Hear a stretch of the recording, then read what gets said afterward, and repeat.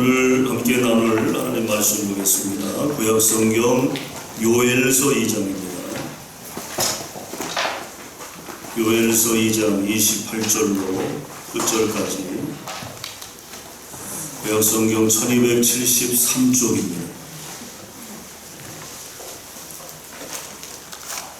1273쪽 야고는 요를 찾으시면 됩니다.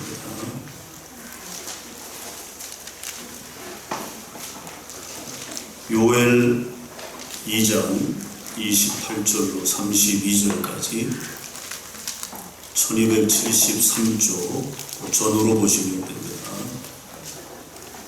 우리 다 같이 읽겠습니다. 그 후에 내가 내 영을 만민에게 부어주리니 너희 자녀들이 장대일을 말할 것이며 너희 늙은이는 꿈을 꾸며 너희 젊은이는 이상을 볼 것이며 그때에 내가 또 내 영을 남종과 여종에게 부어줄 것이며 내가 이적을 하늘과 땅에 베풀리니 곧 피와 불과 연기 기둥이라. 여호와의 크고 두려운 날이 이르기 전에 해가 어두워지고 달이 핏빛같이 변하려니와 누구든지 여호와의 이름을 부르는 자는 구원을 얻으리니 이는 나 여호와의 말대로 시온산과 예루살렘에서 피할 자가 있을 것이며 남은 자 중에 나 여호와의 부름을 받을 자가 있을 것임이니라. 아멘. 자, 우리 옆 사람과 인사 나누겠습니다. 오늘 성령 충만 받으시기 바랍니다. 이렇게 좀 인사 나누시죠. 성령 충만 받으시기. 성령이 여러분 사랑하시는 줄 믿습니까? 성령이 우리를 사랑하십니다. 그래서 우리와 동역하기를 간절히 고대하시고요. 또 우리의 삶을 통해서 그 위대한 역사를 이루어 가시기를 원하신다는 거죠. 오늘 성령의 선물이라는 제목으로 함께 말씀을 나누려고 합니다. 우리가 살아있다. 지금 우리가 살아있잖아요. 여기 지금 죽은 분 없잖아요. 우리가 다 살아있습니다. 우리 심장이 지금 뛰고 있고요. 우리가 살아있다는 것에 대한 다른 표현. 이 살아있다고 하는 것의 다른 표현을 우리가 찾자면 변화되고 있다. 동의하십니까? 그러니까 살아있기 때문에 우리가 변화되는 거예요. 그래서 변화되고 있다라고 하는 것은 살아있다는 증거이죠. 죽은 것은 변화되지 않습니다. 생명을 잃은 것은 더 이상 변화의 과정을 거치지 않는다는 거죠. 자, 그렇다면 무엇으로의 변화입니까? 그것은 단순히 외적인 변화를 의미하는 것이 아니라, 물론 이제 외적인 변화도 포함이 되지만 중요한 것은 뭡니까? 내면적 변화. 우리의 내면이 변화되는 거죠.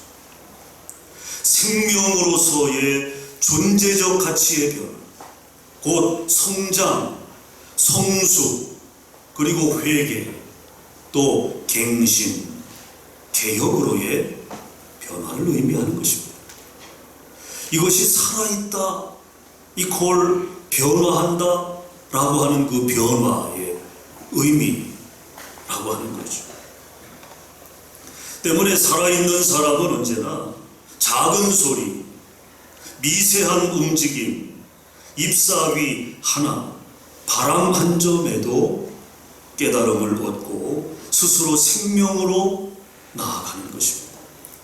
그로 인해 어제보다는 오늘이, 오늘보다는 내일이 어떻게 돼요? 더 나아지는 거예요. 나아지는. 2층에 지금 스피커가 들려요? 그 밑에 키셔야 돼요.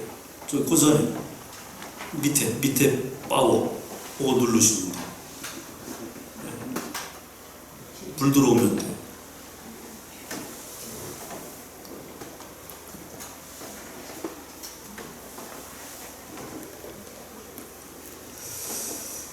그러므로 우리가 살아있다면 어떻게 변화되어 가느냐? 어떻게 변화되어 가느냐? 그것이 참으로 중요한 문제가 아닐 수 없는 것입니다. 왜냐하면 우리의 인생의 평가가 거기에 달려있기 때문에 그래요.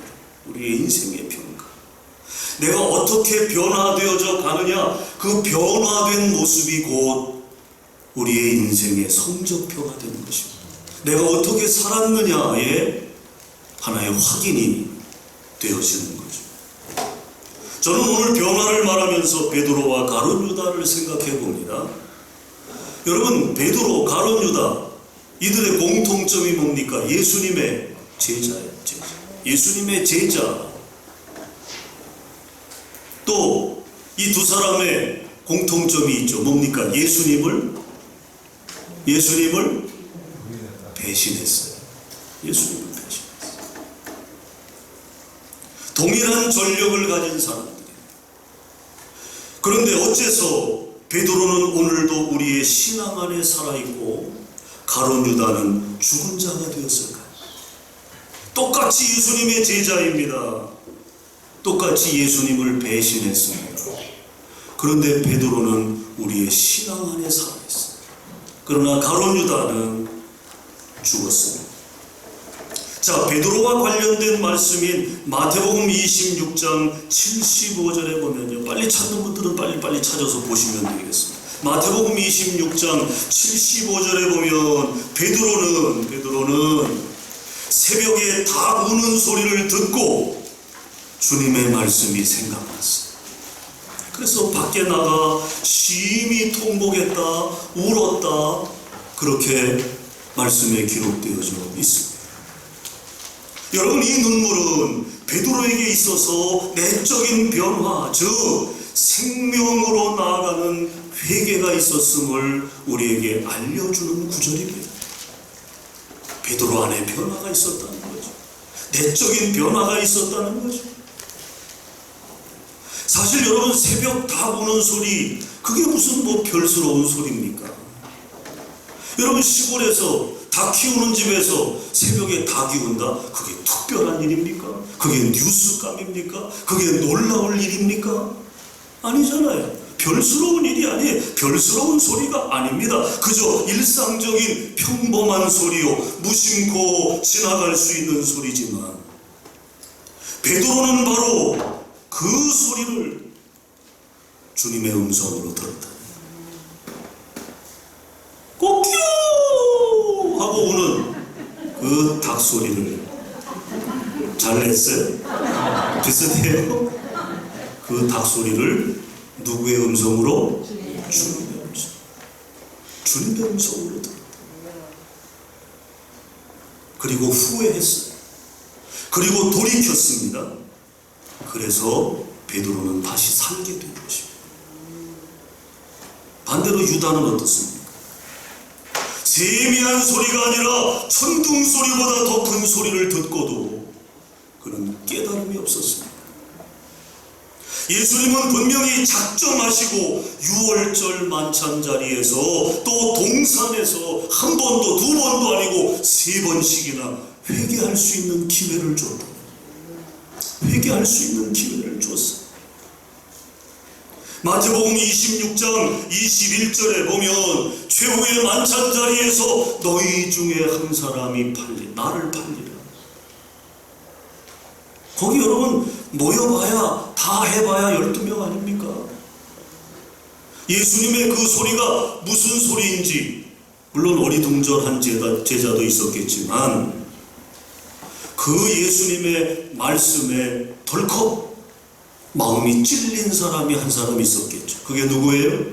그게 바로 유다예요. 이미 예수님을 팔기로 마음에 작정을 했기 때문이죠. 작정을 하고 그 자리에 참석을 했거든. 그런데 예수님이 너희 중에 한 사람이 나를 팔리라. 뭐예요? 예수님이 알고 계셨다는 거죠. 가룟 유다의 그 비밀스러운 속내를 예수님이 알고 계셨다. 그게 첫 번째 기회였습니다. 두 번째 기회가 마태복음 26장 24절입니다. 그 사람에게는 화가 있으리로다. 그 사람은 차라리 태어나지 아니하였더라면 제게 좋았을 뻔하였느니라.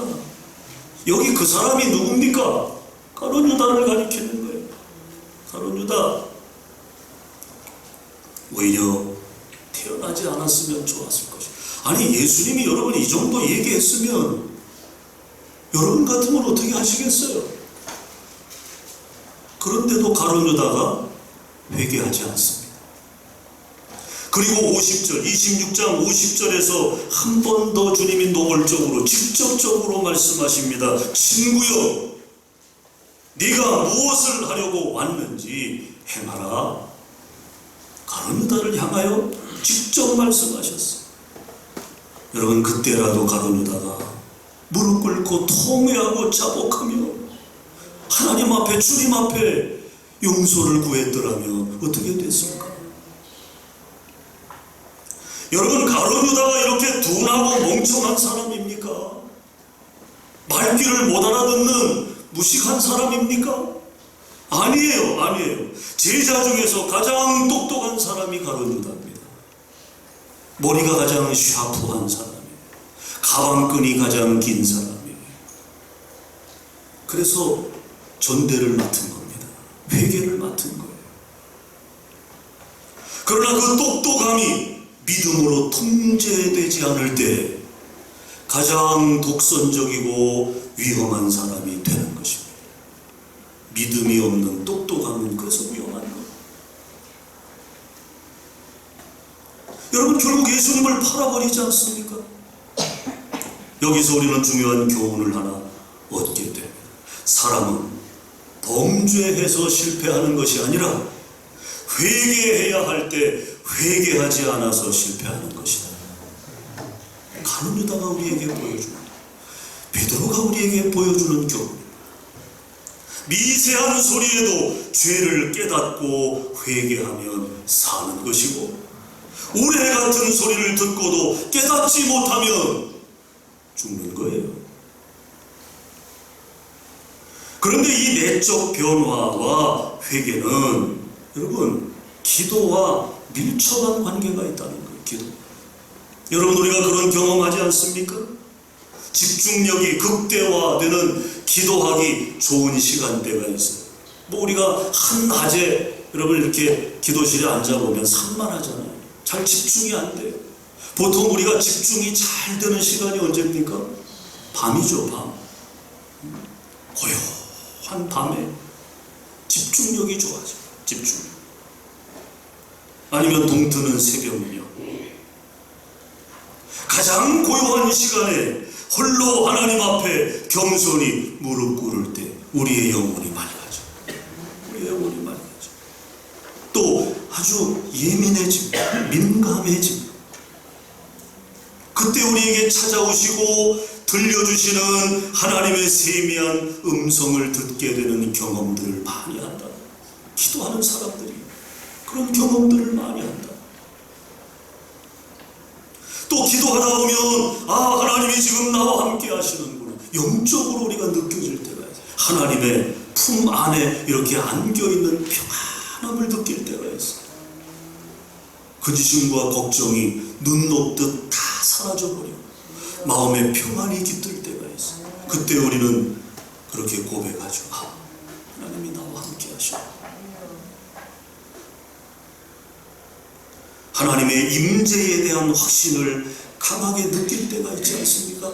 바로 기도할 때 우리는 그런 경험들을 하게 된다. 여러분, 이것이 기도를 통한 영적 체험의 신비입니다. 신비. 기도하지 않는 사람들은 이런 영적 신비를 경험할 수가 없어요. 우리 소태교회 성도들은 기도를 통한 영적 체험의 신비가 차곡차곡 넘치게 되시길 주의 이름으로 축원합니다. 그래야 여러분 우리의 신앙생활이 제대로 될 수 있는 거예요. 제대로 신앙생활할 수 있는 거예요.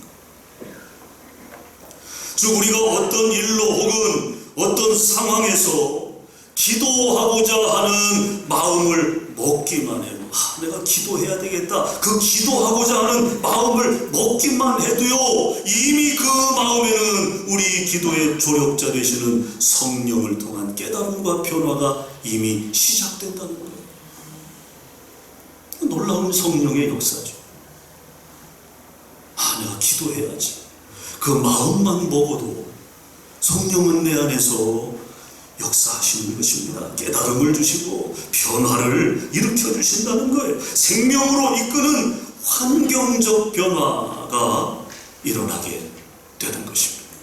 그래서 기도가 얼마나 여러분 최고의 선물입니다. 그러므로 우리가 얼마나 고독하게 진지하게 하나님 앞에 앉아 있느냐가 바로 우리 자신의 내면적 변화에 가는 표가 되는 것입니다. 그래서 누군가 이렇게 말을 했어요. 기도는 종종 상황을 바꾸기도 하지만 그보다 먼저 나 자신을 변화시킨다. 나 자신을 변화시킨다. 그렇습니다. 기도는 나를 성찰하게 하고요. 기도는 나를 겸손하게 합니다. 기도는 나로 하여금 회개하게 하고 성숙하게 합니다. 기도는 한계를 극복하게 하고요, 승리로 나아가게 하는 줄로 믿습니다. 아울러 하나님은 회개하는 사람들을 빈손으로 돌려보내지 않으신다. 빈손으로 성령을 선물로 주십니다. 기도하는 사람에게 하나님은 성령을 선물로 주십니다. 그러면 성령 충만을 받으면 우리에게 어떤 유익이 있을까요? 오늘 본문은 사도행전 2장에서 성취될 성령 강림 사건을 예표하고 있는 구약의 말씀입니다. 성령 강림이 일어나게 되면 어떤 현상들이 나타날 것인가를 이미 수백 년 전에 요엘을 통해서 예언해 놓으신 거예요. 하나님께서는 성령을 모든 사람에게 넘치도록 흠뻑 부어주신다고 말씀합니다. 그런데 하나님으로부터 성령 부음을 받은 사람들에게서 일어나는 몇 가지 현상들이 있습니다. 그것이 뭐냐? 오늘 성경에 보면 그들이 모두 장래 일을 말할 뿐만 아니라 꿈도 꾸고 이상을 보았다고 말씀하고 있어요. 장래 일을 말하게 된다. 장래 일이라는 건 뭐예요? 예언이죠. 예. 아직 경험해보지 않은 시간에 대한 예언이죠. 꿈도 꾸고 이상을 보았다. 이게 성령이 임하게 되면 그 성령 안에서 경험되어지는 일들이다 라고 하는 거예요. 그것을 오늘 본문에 보면 세대별로 구분을 해놨죠. 먼저 어린 자녀들이 장래일을 말하게 된다고 말씀합니다. 독일 태생의 발달 심리학자였던 에릭슨이 있습니다. 이분이 청소년기의 특징에 대해서 이렇게 말했어요. 자신의 정체성을 찾으려고 하는 성실에 있다. 성실에 있다. 이 말을 풀어서 말하면요, 청소년기의 관심은 매우 현실적이라는 말입니다. 우리가 이미 그 과정을 거쳐왔죠. 우리가 청소년기를 빼먹고 껑충 뛰어서 지금 중년, 노년에 있는 게 아니잖아요. 우리가 이미 다 유년 또 청소년기를 거쳐서 오늘 여기에 왔기 때문에 그때의 우리의 경험을 돌이켜보면 금방 이해가 되실 거예요. 자기 정체성을 찾기 위해서 노력을 합니다. 그래서 여러분, 청소년기가 되면 아이들이 이제 사춘기 접어들면 문을 닫고 들어갑니다. 문 닫고 들어가서 나오질 않아요. 들어가서 뭐 하는 줄 아십니까? 내가 왜 이 시로 태어났나? 내가 왜 남자여야 하나? 내가 왜 여자여야 하나? 내 미래는 어떻게 될 것인가? 자기 정체성을 찾기 위해서 골몰하고 있는 그 시기에는 그렇게 자기 정체성을 찾으려고 하는 그런 노력이 이루어진다는 거죠. 그것을 에릭슨은 성실이라고 표현했어요. 자기의 존재, 가치를 찾는 거죠. 그러면서 그들의 관심은 매우 현실적이다. 그렇습니다. 유소년기를 거치면서 꿈을 꾸든 비전을 품든 청소년들은 여러 가지 정체성의 혼란을 경험하고 어려움을 경험하면서 서서히 지극히 현실적으로 되어갑니다. 현실적으로. 문제는요, 그 과정에서 꿈은 점차 사라지고 쾌락적이고 자극적인 것을 찾아다니게 된다는 거예요. 그러니까 그 시기가 중요하다, 우리가 다 알잖아요. 부모님들이 다 사춘기를 맞이한, 청소년기를 맞이한 자녀들에게 귀에 못이 박히도록 하는 이야기 아닙니까? 친구 잘 사귀어라. 친구 잘 사귀어라. 네 나이대가 정말 중요하다. 내 인생의 갈림길이 바로 지금이다. 지금 잘 선택해야 이 다음에 어른 돼서 훌륭한 사람이 될 수 있다. 그런 얘기 다 하잖아요, 다. 그런데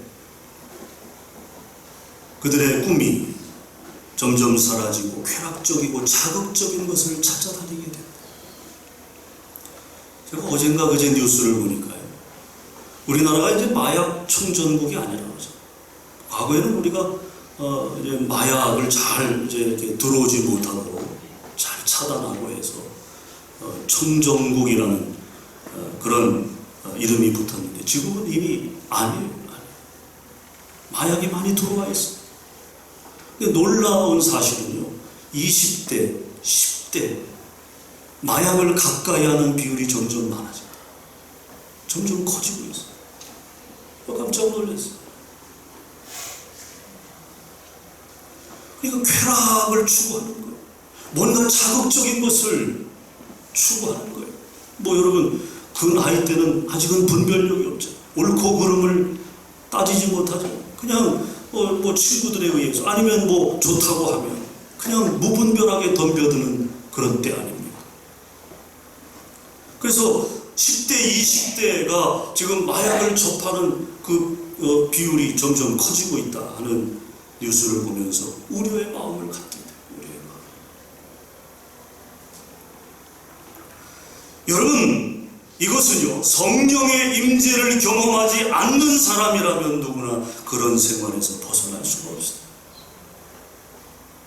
여러분, 우리나라나 일본에서 지금 공통적으로 나타나는 청소년들, 청년들과 관련된 현상들이 있다고 그래요. 그것은 패를 지어다니며 쾌락을 쫓고 가상현실인 컴퓨터 게임에 깊이 빠져서 중독자가 될 뿐만 아니라 이유 없이 은둔형 외톨이가 되는 젊은이들이 점점 늘어나고 있다. 이게 우리나라와 일본의 공통점이다. 이거는 뭐 더 설명드리지 않아도 이미 가정에서 경험되고 있는 부분들이 아닌가 생각이 됩니다. 게임에 빠져가지고 이런 문제들. 자, 이런 현상의 근본적인 원인을 여러분은 뭐라고 생각합니까? 근본적인 원인. 그것은 한마디로 미래에 대한 기대가 없기 때문이다. 저는 그렇게 보고 싶어요. 미래에 대한 기대가 없어요. 뭐 요즘 주린이 그러더라고요. 주린이라는 말 여러분 들어보셨어요? 주식을 하는 어린 친구들. 그래서 가상화폐, 코인 이런 데 빠져가지고 말이죠. 젊은이들이 그냥 뭐 미래가 없으니까 그냥 그런 일확천금을 그냥 꿈꾸는 거예요. 너도 나도 할 것 없이. 이게 지금은 드러나지 않았지만 머지않아서 이게 지금 사회 문제로 크게 대두될 충분한 소지가 있어요. 지금 20대 이 젊은 청년들이 말이죠. 지금 이 코인, 가상화폐 이런 데 빠져가지고 말이에요. 있는 돈 없는 돈 다 끌어모아서 투자를 한다. 여러분, 그 나이 때는 그런 거 할 나이가 아니잖아요. 열심히 노력을 하고 준비하고 더 나은 미래적 삶을 계획하면서 그렇게 단계 밟아 나가야 할 때에 여러분, 도박이라뇨. 왜 그래요? 지금 우리 사회 젊은이들이 미래가 없다, 미래가 불투명하다, 그런 생각에 사로잡혀 있다 보니까 뭔가 획기적인 반전을 꾀하기 위해서 선택한 것이 이제 그런 것들이 되는 것입니다. 이런 현실 때문에 청소년들의 반수 이상이, 설문을 조사했는데 청소년들의 반수 이상이 우리나라에서 태어난 것이 싫다, 이 대한민국이 싫다, 그런 생각을 가지고 있는 청소년들이 여러분 반이나 된다. 참 걱정입니다. 여러분, 우리 기성세대들로서 참 걱정이 많아요. 가정을 꾸리고 자녀를 낳아 기르는 것이 두렵고 힘든 세상이 되어 나 혼자 산다, 비혼주의가 지금 확산되어져 가고 있는 우리 현실 아닙니까? 혼자 즐기며 살겠다, 그냥 나 혼자 살겠다, 이런 청소년, 청년들이 우려할 만큼 점점 많아지고 있어요, 우리 사회에. 이런 시대, 이런 세대를 향한 우리가 성경으로 돌아가서 그러면 성경은 어떤 솔루션을 우리에게 주고 있을까? 성령은 어떤 해답을 우리에게 주고 있을까? 이런 시대를, 이런 세대를 어떻게 반전시킬 수 있는 방법이 없을까? 정부가요? 지자체가요? 여러분, 기대할 수 없습니다. 우리가 성경으로 돌아가서 성경의 방법은 무엇일까? 여러분, 그것이 바로 성령이에요. 성령. 그것이 성령이에요.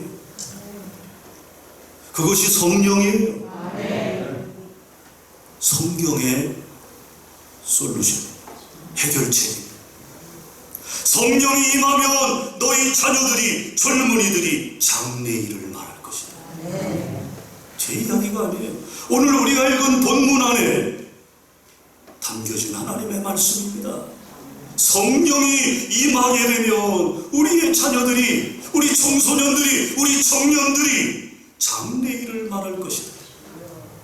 여기서 장래일은요, 히브리어로 네부아라고 하는데 이 말은 예언이라는 말. 여러분, 구약 시대에는요 아무나 예언하지 못했습니다. 예언을 할 수가 없어요. 해서도 안 되고요. 하나님에 의해 선택된 특정한 사람들에 의해서만 예언이 이루어졌습니다. 모세나 엘리야, 엘리사, 이사야 같은 이런 분들에게 주어진 특권이었습니다. 그러나 여러분, 성령 시대가 열리면서 누구든지 성령으로 충만하게 되면 예언하는 능력이 주어지고 예언하는 역사가 나타나게 되었다는 것입니다. 할렐루야. 이것이 성령 시대를 우리에게 허락하신 하나님의 놀라운 역사인 것입니다. 성령 시대가 되면서 누구든지 성령을 받게 되면 예언하는 능력, 예언하는 역사가 나타나게 되었다는 것입니다. 사랑하는 여러분, 여러분의 자녀손들을 잘 양육하고 싶습니까? 자녀들의 미래가 활짝 열리기를 원하십니까? 그렇다면 그들이 주님을 만나 성령의 부으심을 받을 수 있도록 지도하시기 바랍니다. 성령을 강조해야 돼요. 성령을. 어떤 나라의 정책을 강조하는 게 아니라, 이념을 강조하는 게 아니라 성령을 강조해야 한다는 말이에요. 성령을. 자녀들이 성령의 임재를 경험할 수 있도록 해달라고 간절히 여러분 기도하시기 바랍니다. 성령을 받아야, 성령이 그들 안에 함께해야 그들의 장래가 밝은 빛 가운데로 나아갈 수 있는 일확천금을 꿈꾸고 그렇게 줄다리기 하듯이, 줄타기 하듯이 자신의 인생들을 어떤 모험에 거는 게 아니라, 도박에 거는 게 아니라 일확천금을 꿈꾸고 그렇게 사는 인생이 아니라 하나님께서 펼쳐주실 아름다운 장래를, 아름다운 미래를 그들이 보게 된다. 그 다음에 성령이 임하면 노인들이 꿈을 꾸게 된다고 말씀합니다. 여러분, 꿈이라고 하는 말 히브리어로 할롬이라고 합니다. 이 말은요, 이상, 환상, 그런 뜻을 가진 하존이라고 하는 말과 같은 의미입니다. 일반적으로 인간학에서 노인기의 특징을 세 가지로 이야기합니다. 먼저 고집이, 나이 들면 고집이 생긴다는 것. 그 다음에 두 번째, 무기력하다. 그 다음에 세 번째, 새로운 일 시작하기를 힘들어한다. 이게 노인학을 연구한 학자에 의해서 노인들이 갖는 특징 세 가지를 그렇게 피력을 해 놓은 것입니다. 뭐 다 그렇지는 않을 수 있겠죠. 고집이 없는 어른들도 계실 거 아닙니까? 보통 평균적으로 고집이 있고 무기력하고 새로운 일을 시작하기를 힘들어한다 라고 하는 것입니다. 사실 노인기의 두드러진 특징은요, 과거를 회상하는 비중이 많다는 거예요. 과거. 내가 왕년에 말이야, 이런 거. 내가 왕년에, 내가 그때, 과거를 회상하는 비중이 대단히 높다.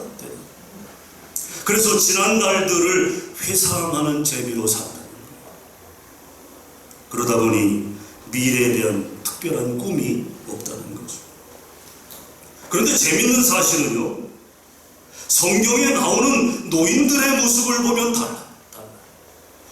노인기의 일반적인 특징을 무색해 할 만큼 무기력함을 전혀 찾아볼 수 없다는 거예요. 노아 시대 홍수가 날 때 노아의 나이가 여러분 몇 살이었어요? 600살. 지금 우리가 상상할 수도 없는 나이죠. 600살. 아무리 오래 사는 시대였다고 해도 노아는 이미 인생의 3분의 2를 산 노인기에 접어든 나이였어요. 600살. 노인의 나이였어요. 그런데 장래에 이루어질 하나님의 약속의 말씀을 따라 뭘 만들어요? 방주를 만들지 않습니까? 아라랏산 꼭대기 올라가서 600살 먹은 노인 노아가 방주를 만들어요. 언제 내릴지도 모를 비를 위해서, 홍수를 위해서 배를 짓습니다. 모세도 하나님의 부름을 받았을 때 그의 나이가 80세였어요. 120세로 생을 마감하기까지 모세의 노년기는 열정 면에서나 체력적인 면에서 전혀 뒤지지 않았다. 전혀. 말 많고 탈 많은 이스라엘 백성들을 이끌며 광야 생활 40년 동안을 그는 성공적인 지도자로서의 그 몫을 다했던 것을 봅니다.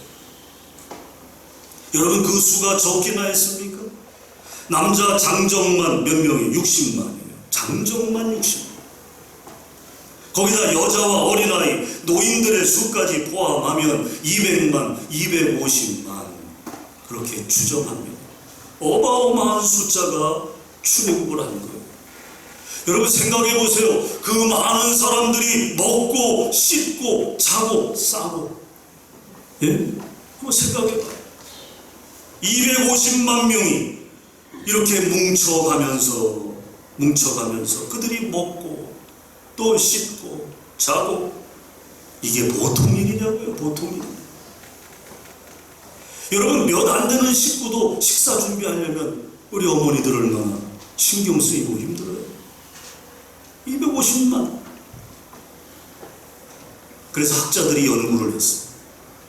그 인원이 광야에서 하루에 먹을 음식을 계산해 보니까 매일 1,500톤의 음식이 필요했다는 거예요. 1,500톤. 여러분, 이 1,500톤의 양의 음식을 운반하려면 열차로 따져보니까, 화물 열차로 따져보니까 1.6km 되는 화물 기차 2대가 동원되어야 실어 나를 수 있는 양이라는 거예요. 그게 며칠치라고요? 하루치라고요. 하루치. 또 여러분, 밥을 짓잖아요. 우리가 밥 지으려면 뭐가 필요해요? 물 필요하잖아요. 쌀 씻을 거 아닙니까? 그러니까 우리 식으로 우리가 생각해 보자면 밥을 하려면 쌀을 물에 씻어야 되죠. 또 밥을 지려면 불을 떼야 돼요. 불 떼려면 뭐가 들어가야 돼요? 뭐 가스 킵니까? 장작을 써야 될 거 아니에요. 나무 장작을 태워서 밥을 지어야 될 거 아니에요. 학자들이 따져보니까 이 인원이 밥을 짓는데 필요한 장작이 하루에 4,000톤. 우리 교인들은 뭐 4,000톤이 한 40만 톤 정도 된다고 그래도 이 정도야. 여러분, 장작 4,000톤이 상상이나 됩니까? 1년치가 아니고 하루치예요. 하루치. 또 마시고 설거지하고 씻고 하는데 필요한 물 계산해 보니까요, 하루에 1,100만 리터, 하루에 1,100만 리터의 물이 필요합니다. 이거를 우리가 드럼통 있잖아요. 드럼통. 그 드럼통이 이제 100리터 아닙니까? 그 드럼통으로 하면 11만 개의 드럼통이에요. 하루에. 반응해 주셔서 감사합니다. 반응해 주셔서 감사합니다. 그럼 제가 힘이 나죠. 11만 드럼통. 이야. 또 여러분, 잠을 자려면 텐트를 쳐야 될 거 아니에요. 그러면 250만 명이 텐트를 치고 잔다고 생각해요. 그러면 도대체 그 면적이 어느 정도나 필요하겠어요? 면적. 제가 충주 그 인구를 보니까 20만 9천 명이더라고요. 충주 그 시 인구가 20만 9천 명. 여러분, 만약에 충주 시내 면적이면 250만 명이 거기에서 텐트를 치고 기거한다 그러면 이 충주 시내만한 그 면적이 얼마나 더 필요한가요? 2배? 3배? 예? 쉽게 계산이 안 되는 것입니다. 여러분, 만약에 모세가 계산기를 두드려 가면서 이것저것 따지고 재고했다면 과연 출애굽의 지도자직을 맡았을까요? 결코 그렇게 하지 못했습니다. 왜냐하면 불가능한 일이니까. 그러나 모세가 계산기를 두드려 가면서 이스라엘 민족을 이끈 것이 아니라 오직 하나님을 의지하는 믿음. 그 믿음을 통해 주시는 영적인 감동과 성령의 능력, 그로 하여금 위대한 승리자가 되게 한 줄 믿습니다. 사랑하는 여러분, 절대로 내 힘으로 하려고 하지 마십시오. 되지도 않아요. 또 하지도 못해요. 하나님의 힘으로 하는 겁니다. 하나님의 일은 하나님의 힘으로 하는 거예요. 우리는 믿음을 앞세우기만 하면 됩니다. 그 다음은 성령님이 하시는 거예요. 성령님이 우리의 인생을 새롭게 열어가시는 것입니다. 1738년 5월 24일 밤 9시 15분 올도스케이 거리를 걸어가던 존 웨슬리 목사님이 어디서 들려오는 찬송 소리에 이끌려 찾아간 곳이 모라비안 교도들의 수요 저녁 예배 자리였어요. 거기서 로마서 서문을 읽는데 그의 마음이 성령의 불로 충만해진 것입니다. 그리고 회심을 했어요. 존 웨슬리가 회심한 후에 평생 40만 킬로미터를 말을 타고 다니면서 4만 2천 번의 설교를 했다고 합니다. 세계는 나의 교구다 선언하며 세계 선교의 황금 시대를 이끌었다는 거죠. 누가 그렇게 하신 거예요? 성령이 하신 거예요. 성령이 그렇게 되게 하신 것입니다. 존 웨슬리 목사가 유능하고 그가 특별해서 그렇게 된 것이 아니에요. 그가 미국 선교사로 가서 그는 쫄딱 망하고 돌아옵니다. 선교의 실패자가 돼서 돌아옵니다. 그가 가지고 있는 실력, 옥스퍼드대 수재로서 그가 가지고 있는 그 탁월한 스펙, 그것 가지고 여러분 웨슬리 목사님이 영국을 변화시킨 게 아니에요. 무엇으로 했다고요? 성령으로 했다고요. 성령으로 한 거예요. 아멘. 여러분 그렇습니다. 성령이 임재하면요 우리 모두는 비전의 사람이 돼요. 아멘. 성령이 임재하면 남종이나 여종이나 소년이나 노인이나 누구라도 상관없이 예언의 사람이 되고요, 꿈의 사람이 되고요, 비전의 사람이 된다. 아멘. 여러분 모두 그렇게 되셔서 아멘. 후회 없는 인생을 살 뿐만 아니라 세상을 바꾸는 위대한 사명자로 쓰임받게 되기를 주의 이름으로 축원합니다. 아멘. 여러분 가정의 자녀 손들이 그렇게 될 수 있기를 축원합니다. 아멘. 축원합니다. 기도하겠습니다. 사랑의 주님, 성령의 임재를 간구합니다. 우리의 기도의 자리가 성령 체험의 자리가 되게 하시옵소서.